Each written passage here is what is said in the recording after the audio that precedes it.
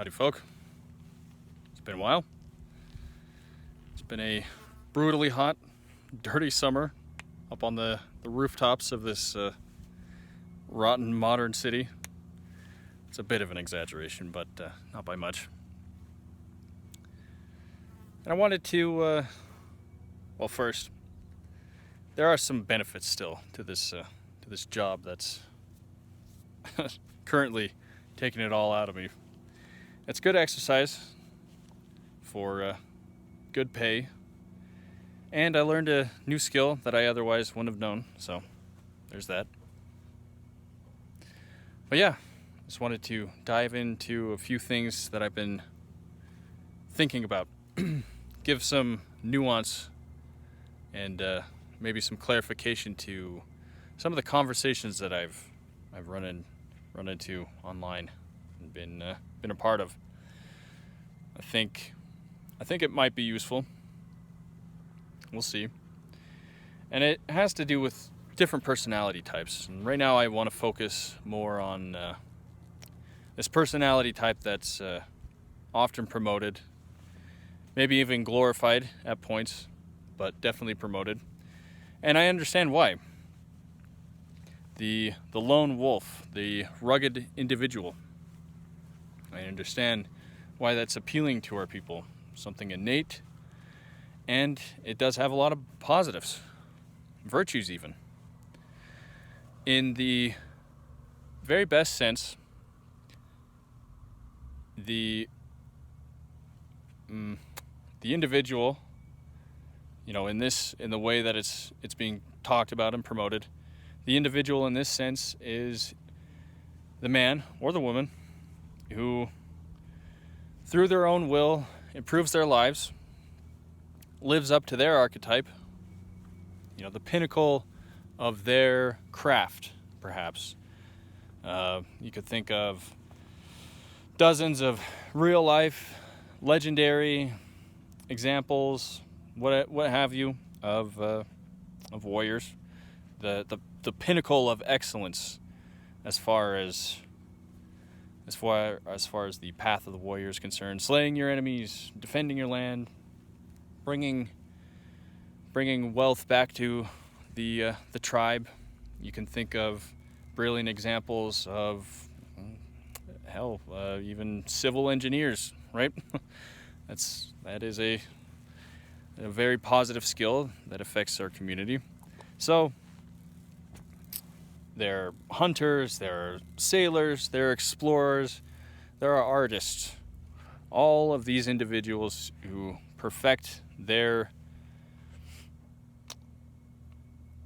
personal craft, their calling, they truly live up to it, and they benefit the rest of the community by doing so. That's the key. That's one of the main points, is the benefit that they have to the rest of their people.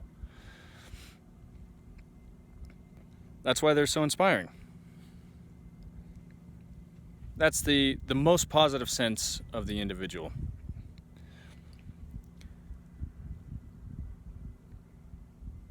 To talk about the other side of the coin, I'm going to take granted, I'm taking the analogy, the lone wolf, a bit literally here, but humor me for a second. What is a lone wolf in nature? He is a member of the pack who's just been exiled, who's been chased out. Now he has to face all of the dangers of this chaotic environment, all of the predators, all of the parasites, all of that, all on his own. It's not glorious at all in that sense, right?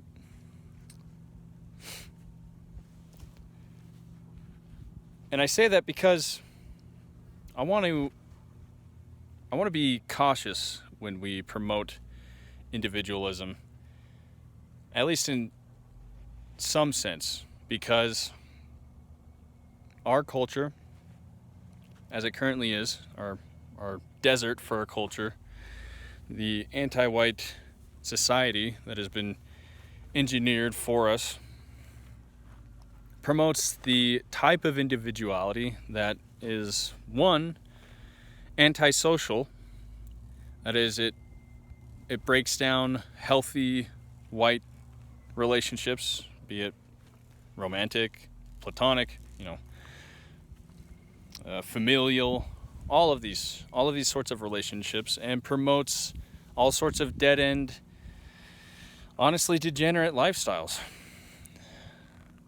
There is a way in which this natural proclivity for our people, or many of our people, to the rugged individual, there are many ways that it is manipulated because they're smart. They know how to subvert, right? Obviously. So I'm concerned about reverting that. So I know what is often meant by, by I know what is meant when people talk about the individual in such glowing terms. Because there are many things that you simply have to face on your own. A lot of trials that you have to go through to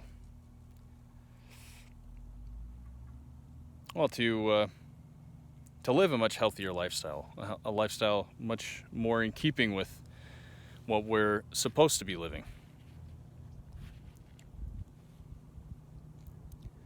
That is separate and should be separate, right? And we should be able to give the caveat, or maybe talk about this with some nuance when that positive view is contrasted. It's been a long week. Contrasted with the negative individuality that's promoted. And now, while I'm saying this all, I want to get into the positives and negative aspects of those who are more collectively oriented. Why I'm focusing on the individual in this first video is, well, because I have been living as the lone wolf for quite some time, and it's miserable. The thing that's helped was, of course, coming to the realization that our people, as a people, are under threat, and that I have some responsibility to prevent that, or to improve our situation. Racial awakening, I guess you could say. And that was at the same time as I was becoming more involved with ethnic spirituality, ethnic faith, you can say. Those went hand in hand. And reaching out to others who had made the same sorts of conclusions and were on the path to making the same sort of white positive change in their lives, well, they've been very inspiring. But it's easy to get burnt out as the individual, and especially, again, in this environment. Because it is so alien and so warped and so hostile to us, and it surrounds us everywhere. It's going to have an effect on us, whether we like it or not. But what to do about it? Well, again, as I said, what's been helpful is reaching out to others, being able to relate and talk about how others solved these same issues in their own lives, given their own personality, and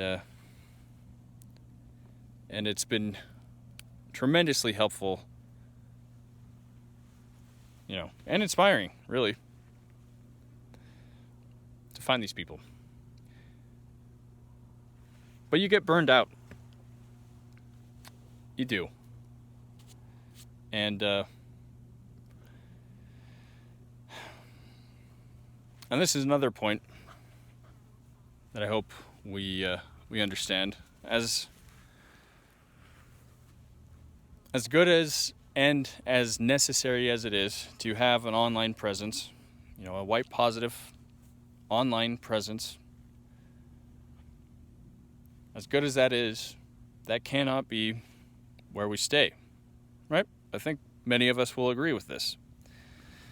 That as wonderful as it would be to have 100,000 followers, subscribers, whatever it's going to be able to gather just a fraction of that, just 1,000 of those good folk, that's real power. That's real change. That's the pinnacle. That's the goal. Right? And they might be simple meetings at first. Like I heard, this was really inspiring recently, watching Southern Nordic and Boris Gall. They went on a hike, went on a swim, enjoyed their their white boy summer. It was good stuff. And they talked about setting up a big meeting, a gathering, essentially, white positive folk. And that was very inspiring. It reminded me of the solution. And it helped me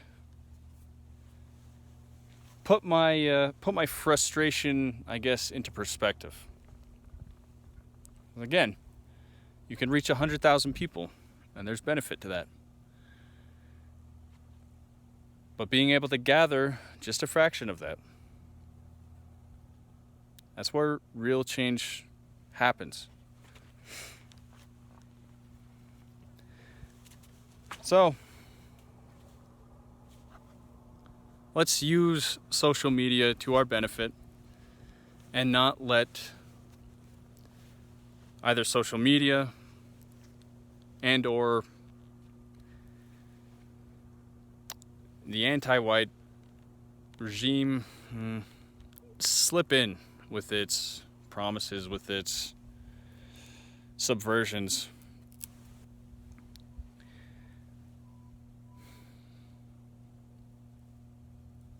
And to close, again, I'd like to talk about, explore the community or the collective aspect of this.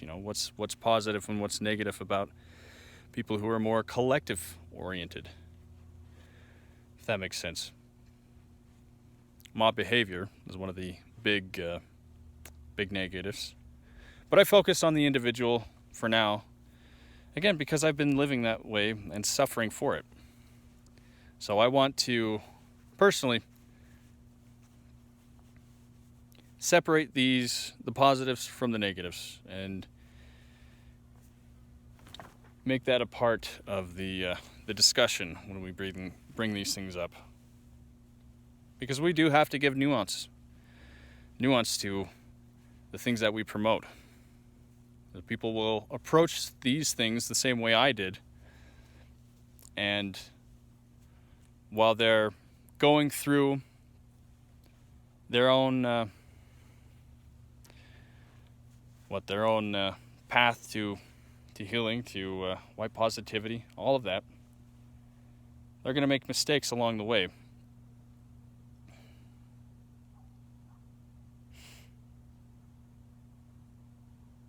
So that's who I want to reach out to with this message.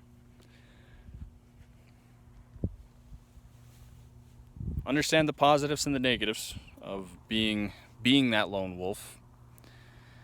Understand that, again, take it literally. It's not a positive. It is a punishment. But that there are tremendous benefits to an individual honestly living up to his or her archetype, his or her potential, for yourself and for your kin. So, hope you guys find that useful, and have Have a good day, folks.